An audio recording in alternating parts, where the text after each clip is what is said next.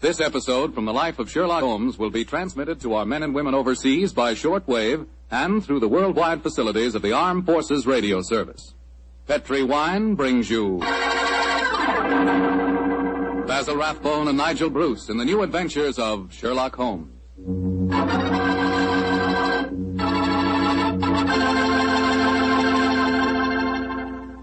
The Petri family, the family that took time to bring you good wine, invite you to listen to Dr. Watson tell about another exciting adventure he shared with that master detective, his old friend Sherlock Holmes. And say, I want to tell you about a little present I've got for you. A present, and it's free. It's a swell recipe calendar printed in full color, and it's good for 2 years, 1945 and 46. But best of all, this calendar not only gives you the dates, it gives you loads of swell recipes and ideas for cooking with Petri wine. Want to know how to make spare ribs that are out of this world? You want to learn a new way to fix liver and onions, a swell way to make soup more delicious than ever. It's a cinch with this calendar handy in your kitchen to tell you how. In fact, this calendar tells you all you ought to know about wine. And remember, it's free. Just write to Petri Wine, P-E-T-R-I, Petri Wine, San Francisco 26, California. Petri Wine, San Francisco 26, California. We'll send you your swell recipe calendar immediately.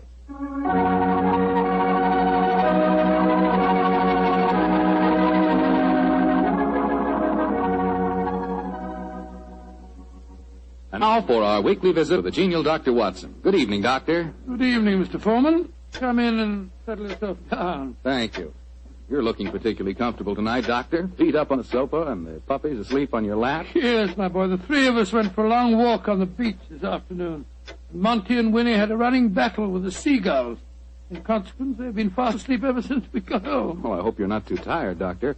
I'm counting on a new Sherlock Holmes story, you know. No. I'm all ready for you, Mr. Foreman. In fact, I was going through my notes on the case just before you arrived. Well, last week you told us it concerned a strange society who held their meetings in an underground vault of a furniture warehouse. Yeah, that's right, my boy. Now, down, Winnie. Sit down, Monty. No. Down. The story really began one stormy November night in 1887. I was married at the time and living away from Baker Street. On this night in question, my wife had already gone to bed, and I was nodding in front of the fire over one of Clark Russell's fine sea stories. I'd had a very tiring day, I remember. It was about the hour that a man gives his first yawn and glances at the clock, when suddenly my front doorbell jangled discordantly. Oh, our servant Edna had gone up to bed, so I crossed to the window and opened it. It was very dark, but I could just see the outline of a figure standing on my doorstep. It looked like a woman. Suddenly, a cultivated voice called up to me. Is the doctor in? Yes, madam. I'm the doctor. Then please come at once. It's a matter of life and death. I have a carriage waiting. Gracious me. All right. I'll be down immediately. I closed the window, scribbled a note to my wife, grabbed my coat and hat and my bag, and a few minutes later I stepped out of the front door and closed it behind me. The carriage was standing at the curb, but I couldn't see any trace of the lady who'd called me. The only person in sight was an old and repulsive-looking beggar woman, dressed in rags and tatters.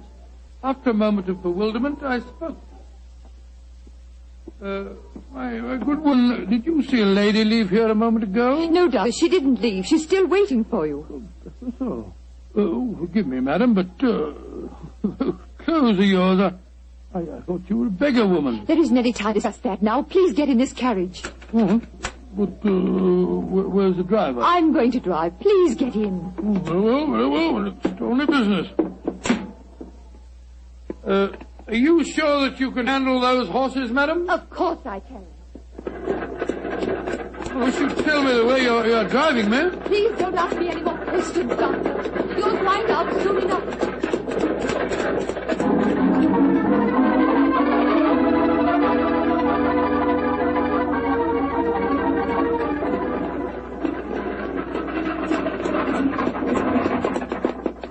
Oh, thank heavens we've finally reached our destination.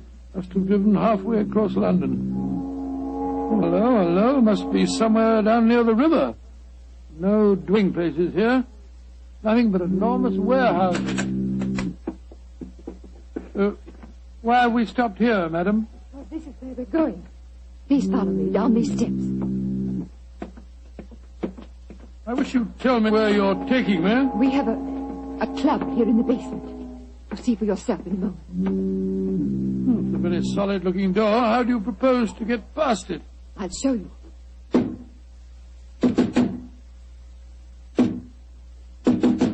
Good Lord, it must be a very secret club of yours, madam. It is, Doctor. Who knocks? Number 7.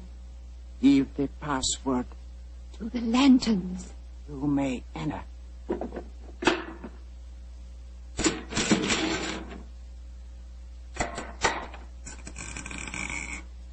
Follow me, Doctor.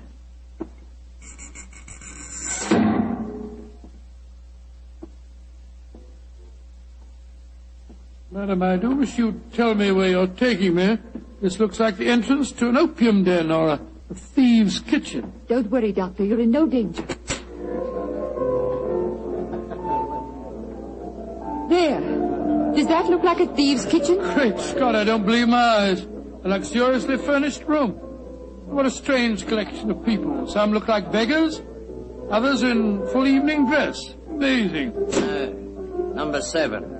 Who is this man? He's a doctor. I went to fetch him. I thought I said there were to be no strangers inside. Now look here, my good man. I've been extremely patient, but my temper's beginning to wear a little thin. Either let me see your patient at once or show me out. My time's valuable and I don't propose to waste it. I'm sorry, Doctor. Where is Julian? He's in the back room. And if you know what's good for you, Doctor, whatever you call yourself, you'll forget everything you see in here. Stop threatening me, sir. I'm not in the least interested in your blasted club. Just take me to the patient.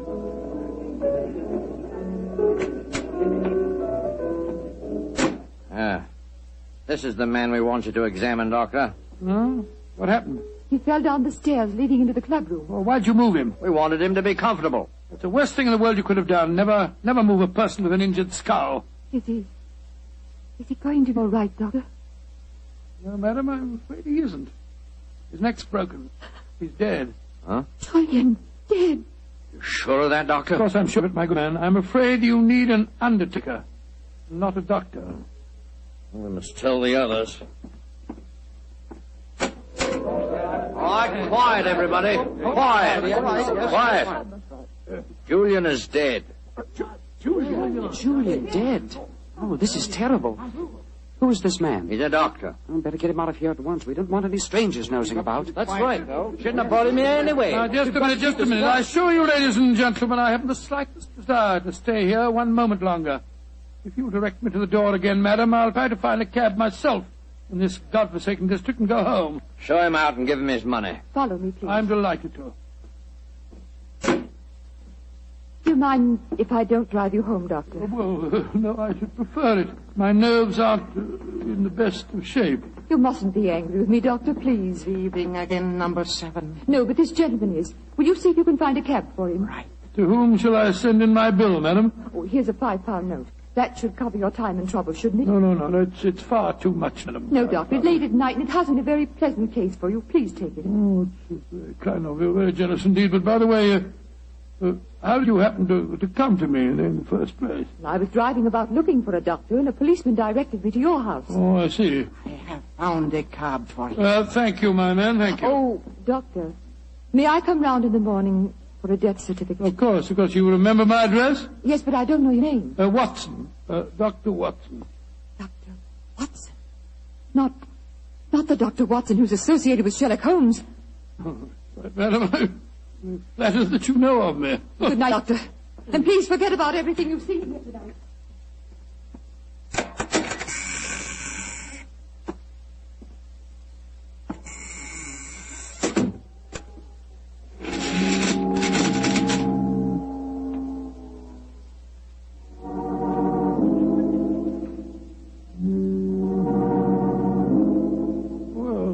My soul, what an amazing business.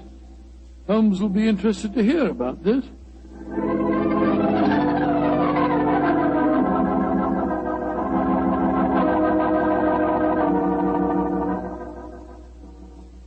And that's the way it was, Holmes. One of the most curious adventures I ever had without you. Very interesting, Watson. You say this underground cellar was luxuriously furnished. Yes, and the people there were an amazing mixture. Some were in rags and some in evening dress. Huh, like the nursery rhyme, eh? Some in rags and some in tags and some in felt gowns. Exactly. You had a feeling that I was taking part in a story out of the Arabian Nights. I must say, though, I was pretty angry at the time. However, after a good night's rest, I feel quite differently this morning. I thought I'd just drop round and tell you all about it. Glad you did, my dear fellow. It would be interesting to see if any repercussions of your strange adventure reach us. Oh, I doubt it. The woman seemed frightened to death when I mentioned your name. We shall see. Meanwhile, I'm expecting a client. You're not too busy. Perhaps you can stay. No, I'd like to very much. Who is it, you know? This telegram will tell you much more than I can. Arrived an hour ago. Let's have a look. Be at your lodgings this morning to discuss our problem. Signed AMS. Pretty high-handed message. Be at your lodgings. Oh, please. What do you suppose AMS stands for? I was just toying with that problem when you arrived. Could it be the American Medical School? No, there's no such body. It's the American Medical Association. Oh, yes. The imperious tone of the message inclines me to believe that the A stands for amateur. Very possibly. Amateur Masker Society. Or the amateur murderers. That would be a nice thought, wouldn't it? As their representative now, no doubt, to save us further guesswork. Holmes, it looks like the same carriage that I drove in last night. The girl standing on your doorstep dressed in the height of fashion. Mrs. Hudson's letting her in. Splendid. It seems that we have not heard the end of your adventure. Go and meet the lady at the top of the stairs, will you, old chap, and save Mrs. Hudson's legs. Right you are, Holmes. Thank you, Mrs. Hudson, thank you. All right, come in, madam. Want to come in? Thank you, Dr. Watson. Mr. Sherlock Holmes. At your service, madam. Won't you sit down? I'm Lady Dorothy Brownlee. It's your voice. You're the lady who fetched me last night, dressed up as a beggar woman. Yes, I am, Dr. Watson. Forgive me for being so mysterious at the time. Doubtless you have come to consult me regarding last night's unfortunate accident at the Amateur Mendicant Society. How did you know what the initials stood for, Mr. Holmes? Well, after hearing Dr. Watson's story of last night's happenings, the connotation seemed obvious. Am I right? Perfectly. Last night when Dr. Watson told us Julian was dead, we thought it was an accident. And now you think it is murder, eh? Lady Bromley, if you expect my help, there must be no more mystery. Just what is this Amateur Mendicant Society? I'm afraid it'll be a little hard for you to understand our motives. We're a group of people, rather wealthy people, I suppose, who find pleasure in deliberately leading a seamy life disguised as beggars. We use the basement that you were in last night, Doctor, as our headquarters. We keep our beggars there and change out of them before we go home. Oh, what a fantastic idea. What a futile, worthless way of spending your leisure time, Lady Bromley. I suppose it must seem so, Mr. Holmes. But we're curious to learn how the other half lives. And of course, there's a certain thrill in rubbing shoulders with the police. At least we do some good. Indeed. I should be interested to learn how. All the money we make as beggars we give to charity. Oh, do you really? And you feel that this gesture on your part absolves you from any responsibility to the real beggars whose livelihood you're impairing? I hadn't thought of it just like that.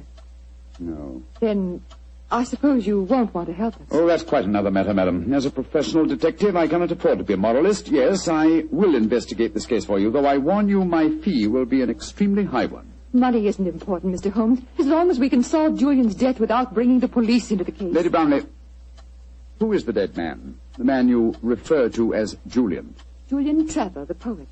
He was the one who started our society. Yes, I think I've read some of his work. Decadent.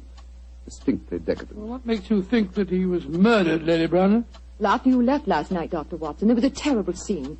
You remember Sidney Holt? Oh, was he the big fellow who was so unpleasant to him? Yes, that's the one. Oh, do I remember him? He said that he saw Lord Cecil deliberately trip Julian as he came to the head of the staircase. Oh, Lord Cecil being... Lord Cecil Dyrenforth, son of the Earl of Mersham. Oh, yes. There was a bitter argument. Cecil accused Sidney of doing the same thing. Then they had a dreadful fight. And it ended up with Cecil threatening to go to the police. So that's when we decided to send a telegram to you, Mr. Holmes. Oh, yes, I see. So the proof of murder depends on such flimsy evidence as to whether the dead man fell or, well, should we say, was pushed? What it seems like. Mr. Holmes, Even though you don't approve, please help us, won't you? Yes, Lady Brownlee, I will. Will you come back with me now to our headquarters? I shall join you in the hour. In the meantime, my old friend Dr. Watson can go with you. But Holmes, what can I do without you? You know my methods, old chap. Act accordingly. Oh? Very well, Mr. Holmes. But you promise you'll be there. I promise you that I will be there, madam. Thank you so much, Mr. Holmes. We'll be expecting you. Come on, Doctor. Well, I'll just get my hat and coat. Holmes, what are you up to? Go with her and ask no more questions. I shall join you within the hour. Holmes, there's a glint in your eye. I don't think you believe a story. Of course I don't, Watson. Well, then what? Then go with her, old fellow, and keep your wits about you. The game's afoot.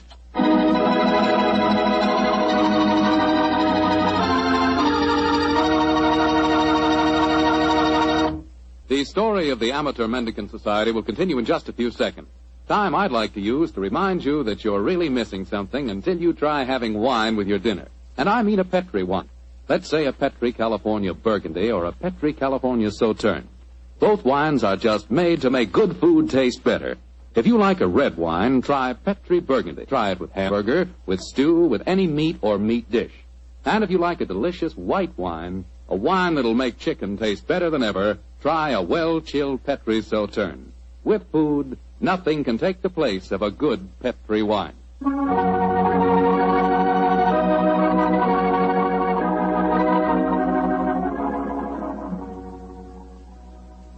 And now back to tonight's new Sherlock Holmes adventure.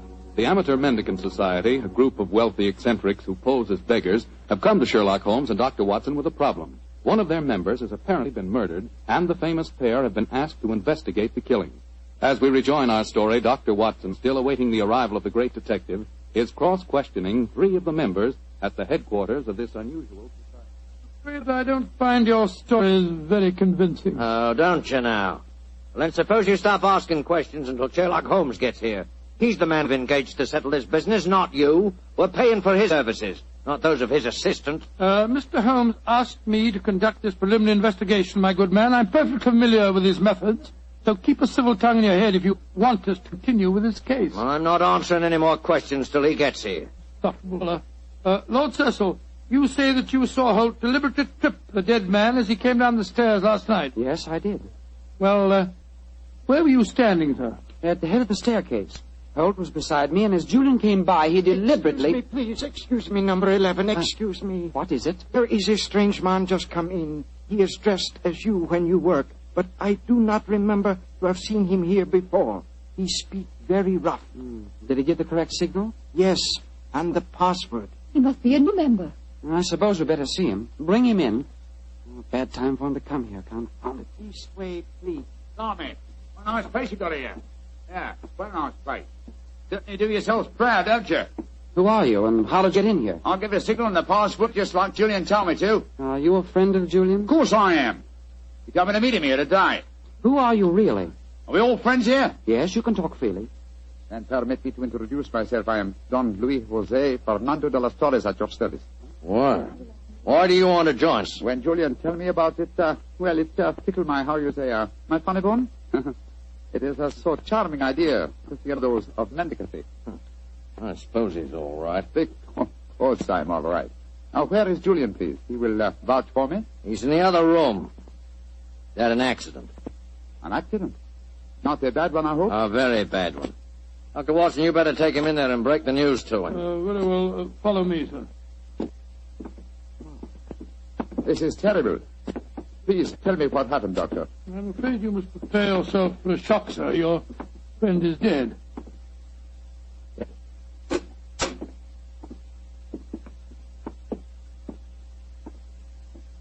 His neck was broken last night in some brawl. Yes, except that I do believe it was an accident, Watson.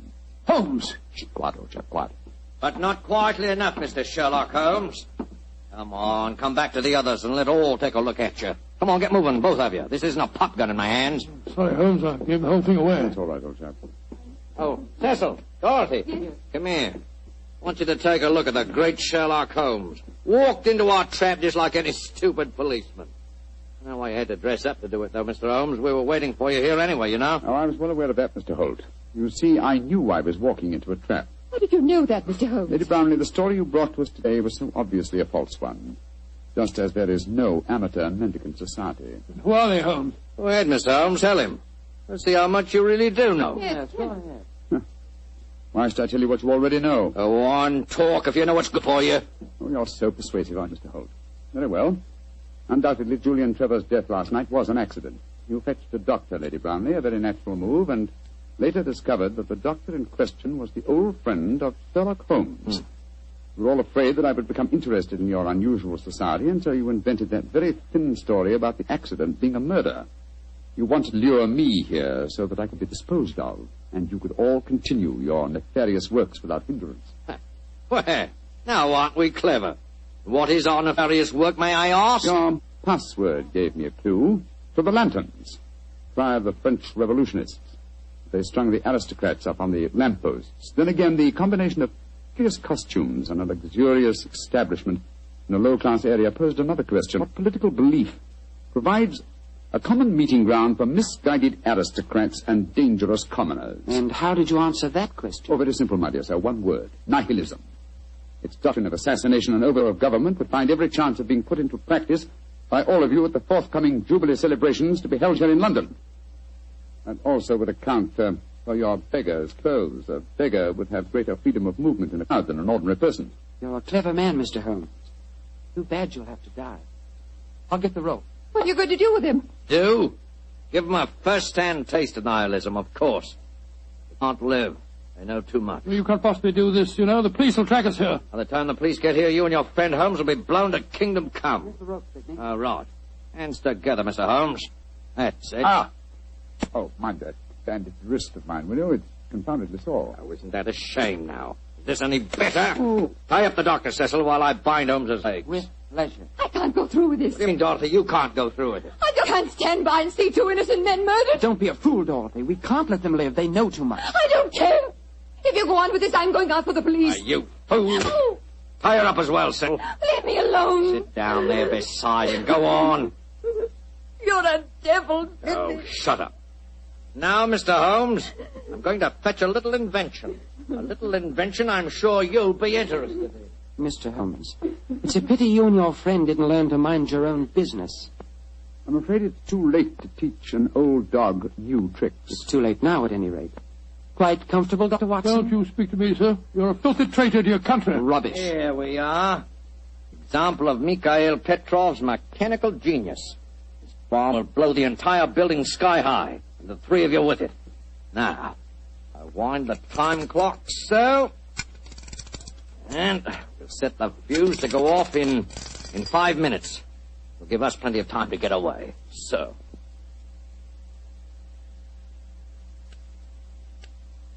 Come on, Sidney, let's get out of here. Right. Charming picture.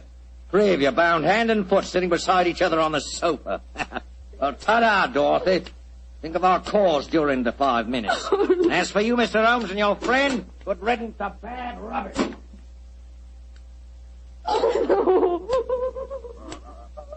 Well, Holmes, this looks like the end. Afraid so, old chap. I blame myself. If I hadn't been so infernally noisy when I recognized you, we would be in this mess. Wasn't your fault, old fellow. I think they suspected me anyway. Well, I must say it seemed to me that you told them a great deal more than was necessary about your suspicions. Surely you could pretend it ignorant. Oh, I suppose I could have done. I can't die yet. I'm not ready to Courage, die. Lady Brownlee, courage. And by the way, was I right in assuming that your associates are nihilists? Of course they are.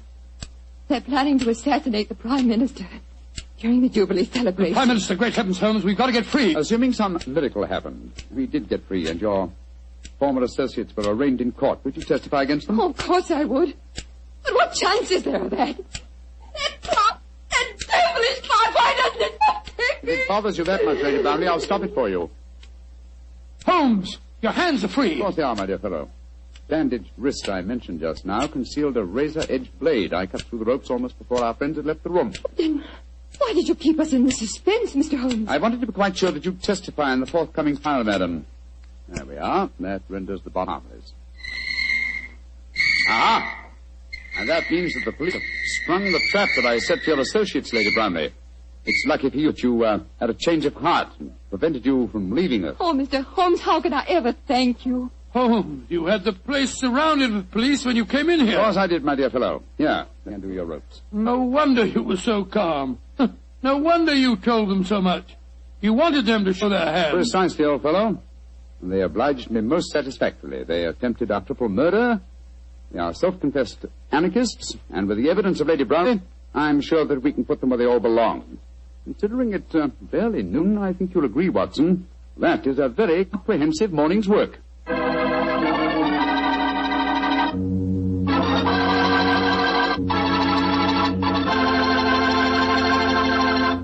Doctor, tell the truth. Were you scared waiting for that time bomb to go off? Scared, my boy? I was so scared that to this day I can't stand being in the same room with a loud ticking clock. Each tick of the clock seems to speak to me. Seems to say, tick-tock, this is the end. Tick-tock, this is the end. Does the clock ever speak to you like that? Well, yes, Doctor. How did you know? Well, what's the clock say to you? Tick-tock. Petri took time to bring you good wine. Petri took time to bring you good wine. Gracious me, Mr. Foreman. You listen to your clock and I'll listen to mine. Gosh, Doctor, can I help it if I like to hear about Petri wine? After all, that Petri family really knows how to make good wine. And it's no wonder. They've been making wine ever since they started the Petri business generations ago, way back in the 1800s.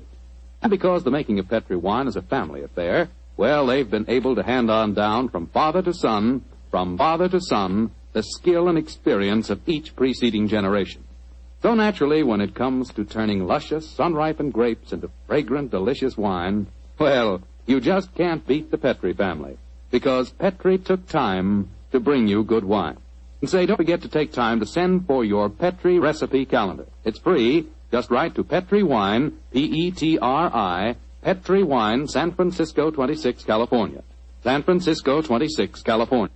This offer is intended to apply only in those states and other localities where its acceptance is permissible by law and regulation.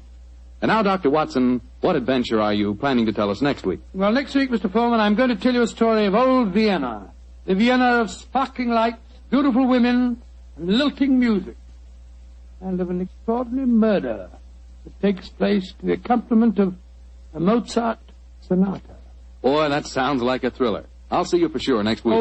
Just a minute. Before I go, Mr. Foreman, I want to urge every registered nurse listening in to get all the facts about the Army Nurse Corps. The Army needs you, nurses, needs you desperately. They'll make you an officer at once and give you every chance to further your post-war careers. So if you're a registered nurse under 45, call at your local Red Cross chapter and get all the details. Or wire collect to the Surgeon General, U.S. Army, Washington, D.C. And if you can't qualify for the Nurses Corps, see if you can't get into essential civilian nursing so that you can release a nurse who does qualify. But do something about it first thing tomorrow, won't you?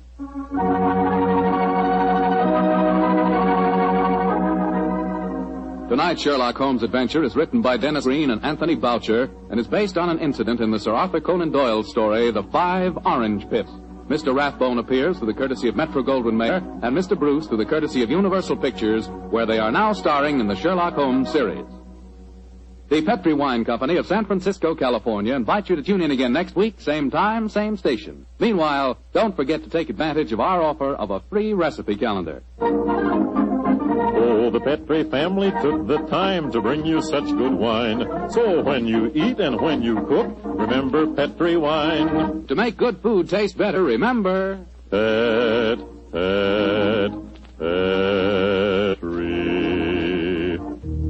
wine. This is Bill Foreman saying goodnight for the Petri family. Sherlock Holmes comes to you from our Hollywood studios. This is the Mutual Broadcasting System.